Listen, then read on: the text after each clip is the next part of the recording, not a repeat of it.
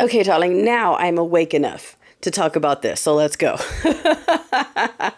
Okay, so there is a little bit of truth to other countries being open to wooing some of our states here, okay? Because California, I'm in California. We, the blue states, are tired of sugar daddying for red states like Mississippi, who are like, you know what? We're just going to cut off our income tax and apply for more federal funding from California, okay? From our wallets, all right? Because it's only welfare when it's, people who need it. But when an entire state decides they're just going to siphon from blue states, that doesn't count as welfare. They deserve it. All right. So in Denmark, I do believe there is a citizen initiated petition that has somewhere between 200 and 300,000 signatures at this point to accept California. And like I said, California has a GDP of a small nation, darling. We are willing to go anywhere that is offering universal health care. Okay. We would like to get something in exchange for our money instead of just endlessly supporting two-teether states that don't want to pull themselves up by their own bootstraps. They just want more of our money. They don't want to work.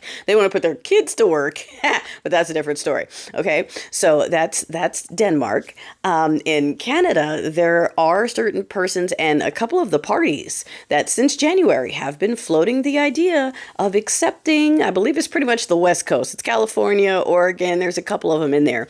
Again, we the people of California, the progressives of California are willing to bring our money to a country that provides universal health care. Yes, please. So we are interested in that. I don't know how far, how real those may get. I think if this regime stays, you're going to see more and more Californians pushing for someone else to step in or for us to join elsewhere because we are tired of funding the brokies who then turn around and go, California is a cesspool, like cut it off, cut it off.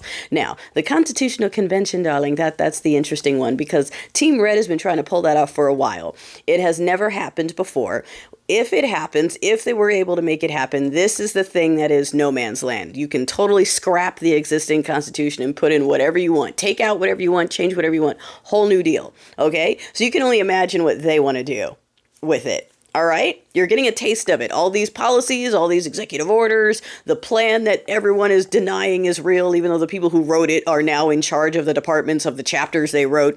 There's a roadmap and they're following it. So if you're still in denial about what the end game is for these people, I don't know what to tell you.